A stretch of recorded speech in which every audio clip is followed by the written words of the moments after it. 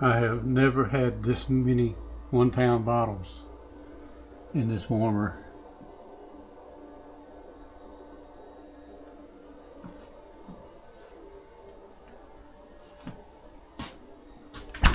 Hey y'all, it's me again, Joey. I've been working on upgrading the controller for my heater in my bottling tank, and while it's down I cleaned it up. I have never, since I put it in service, emptied out honey in it. I've always just kept topping it off and blending, topping off and blending. But I have cleaned the water jacket out, and anyway, I've done that a few times, but I actually was able to clean it out a little bit better with the heater element out. And I figured while I was at it, I'd go ahead and take my bottling valve apart and clean it up good. And just as I got it put back together, I got to thinking that that might be a good video just to show what the inside of one of these things look like. As far as I know, I don't think I've ever seen one on YouTube being taken apart and cleaned. But I've already cleaned it, but what I'm going to do is go ahead and take it back off and just kind of show you the pieces and what I did to it and what I found. And I will suggest that if you ever go attempt this, try to video it or take pictures as you take it apart, because if you take it all two pieces, it can be a little confusing unless you're kind of familiar with valves. But I'm gonna go ahead and take it apart or take it off here, and we'll lay it out on the table and I'll show you what I did and what I found.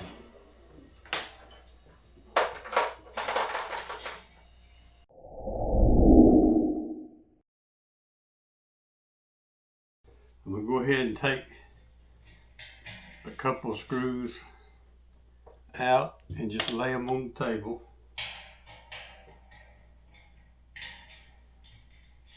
This thing is spring loaded, so it will jump out at you.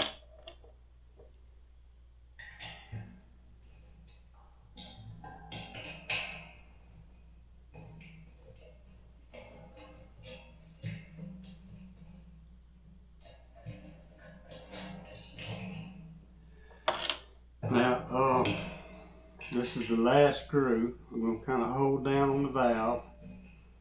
And my homemade bottling tank I had, the dripless valve on it, I took it apart several times. Like I say, this is the first time, before this was the first time I'd ever took this one apart. It's still a little wet where I'd put some water in it. But my handle would come off my old one, but you'd have to work with it a little bit to take this one off. But all of it slips over this handle. The handle kind of makes it easy. I'm gonna set all that back together just like it goes. Now I'm gonna leave it together from this point on because I'll have to figure it out again. But what I had found here, you see this little piece comes right out of here. What I had found when I was cleaning the O-rings, all of them were in good shape, but the one that was right here, this outside one here, and it was broken. Now I don't know if it got broken during the installation or putting it together or what, but it was not just broken in a clean. I don't know if you can see that. It was like it was torn. But anyway, I went and got another one from the hardware store and replaced that. And I cleaned them all up. And even though I've already flushed it one time to make sure it worked before I took it back apart for you, I used some food grade grease and kind of wiped them all down good. And you can still feel it on there. But that's what it looks like inside. All this will come apart and you can clean it all, brush it off. usually what you're going to find when you take one apart is crystallized honey gets up in here. This part kind of gets cool. If your room gets cool, it actually gets some granulars built up in there. Doesn't bother it that much. It still works, but it can happen. All right, we're going to go ahead and get a good picture of that, how that looks. You got all these little pieces and O-rings and everything in here. All right, let's go ahead and put this thing back together.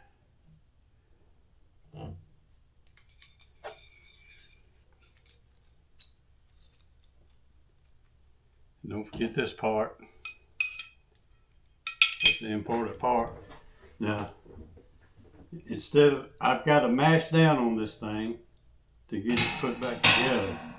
See how far you got to mash it? So what I do is take one screw and go ahead and lay it in here, get ready to get it on. I don't even know if y'all can see that, but I got it pulled down.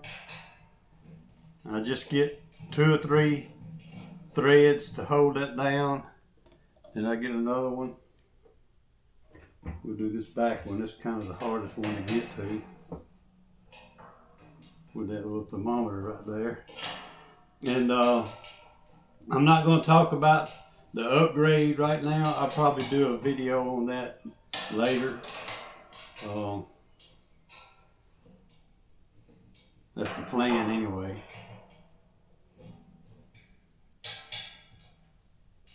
Now I don't want to get them too snug. I'm going to go ahead and get all the screws in. Oops.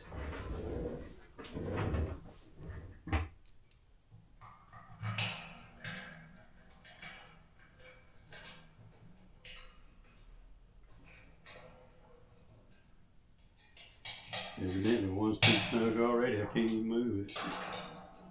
Here we go.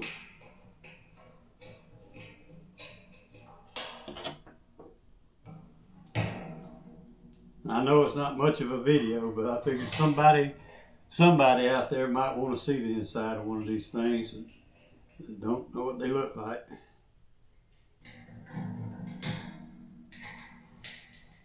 It's a lot like some of the old kettle valves in kitchens and stuff. Kind of like it.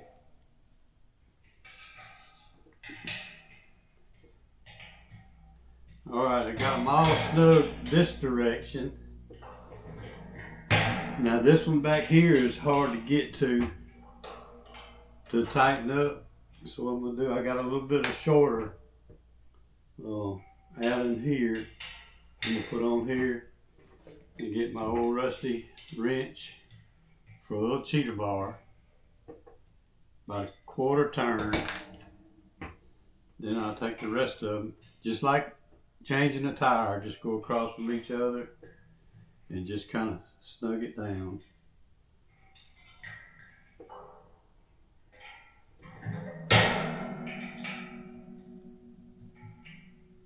And that ought to be good. It's back together, all back to normal now, and I shouldn't have any leaks.